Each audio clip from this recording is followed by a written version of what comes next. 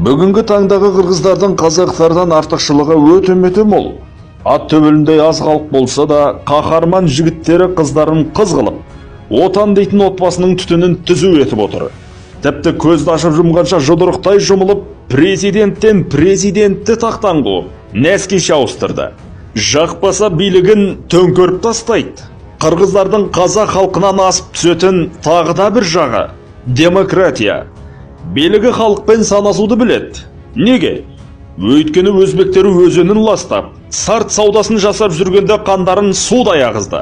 Қытай келіп зауыттар мен фабрикаларын салып жатқанда ойран топырын шығарып, қуатының қуып шықты. Тіпті 2018-2019 жылы бүкіл қырғыз атқа қонып, қысық көзді Қытайдың жігіттерін қырдан асырып, масқарасын шығарды. Міне, мұндай мәрт, рухты халықпен қайсы бір билік санаспасын. 2019 жылғы Сауранбай Жиенбеков пен Атамбаев арасындағы қақтығыс кезінде Атамбаевтың ақ үйін қорғап, қарулы күштермен ашық майданға да шықты.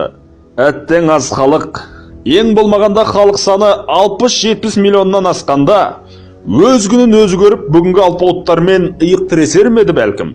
Кім білсін? Бір кездері қазақ пен қырғызға да мәлім Чувак Ажы молда, мен бұдан былай орамалға қарсы шыққан билік басындағылармен амандаспаймын, саламын қабыл алмаймын, жаназаларына бармаймын, шығармаймын да, тіпті қатыспаймын. Олар орамалға қалай тыйым салса, мен де оларға жаназаға келуге солай тыйым саламын. Бұл қағидатты ұрпағыма шегелеп тұрып айтып кетемін деген еді. Бұл пәтуасына бүкіл депутаттар дүрліккен болатын. Осы мәселені талқылау барысында трибунаға бір депутат шығып, мектепке орамалмен кіргізбеген мұғалім мен директорлардың және біздің жаназамызды шығармаймын, Құранын оқымаймын, қабіріне көмбеймін деген имамның сөзі маған десең, арам өліп қал деген ғой. Бұған қалай ғана шыдаймыз деп бұлқын айтқан еді. Ал біздің ақ киімді денелі, ақ сақалды, соқыр мылқау танымас тірі жанды имамдарымыз ше? Олар орамал мәселесіне келгенде күмілжіп, биліктің ықпалынан шыға алмай жүргенін білесіздер. Мінекей, кімнің қасқыр, ал кімнің қорқақ қоян екенін осыдан аңғаруға болады. Бірақ, тағы да бірақ деген бір сөз бар. Төрт әріп бұлттар түрмесінің тас талқаны шыққан соң ондағы халықтар ескі өмірінен барынша алысқа кетуді көздеді. Әркім әлемдегі өз жолын, өз орнын табуға тырысты. Алатаудағы айырқалпақты ағайындарда бодандықтың ноқтасын үзе салысымен ғылымда постколониалды синдром аталатын дертке шалдықты. Бірнеше ғасыр ұлттық тарих, ұлттық мәдениет пен дінге сусаған қоғамдық сана зәмзәм суды да, нәжіс суды да шөліркене сімірді. Қырғыздар арасында әсіресе ұлтшылдық белең алды. Ағайындарымыз тарихты метрлеп, тоннала бөлшіп, көршілерінен әлде қайда ұлы екендігін дәлелдеп қай кезде де қазақ пен қырғыздың қазаны бірге қайнап, төсекте басы, төскейде малы қосылған бауырлас жұрт.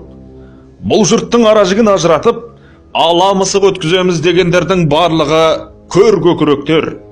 Бағаналы теректің тамырындай тереңге жайылған түркі тарихында қазақ пен қырғыздың алатын орны ерекше.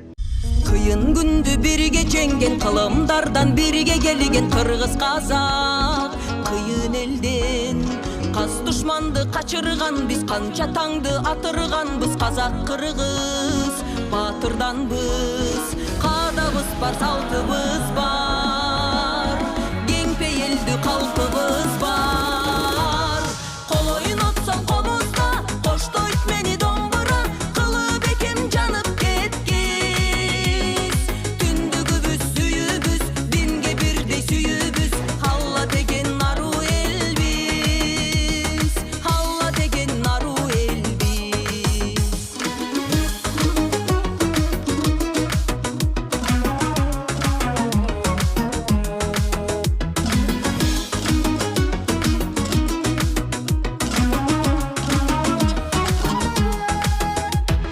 Ақ кимешек апалардың, Шыңғыс Мұхтар аталардың ескі салтын жалғастырып,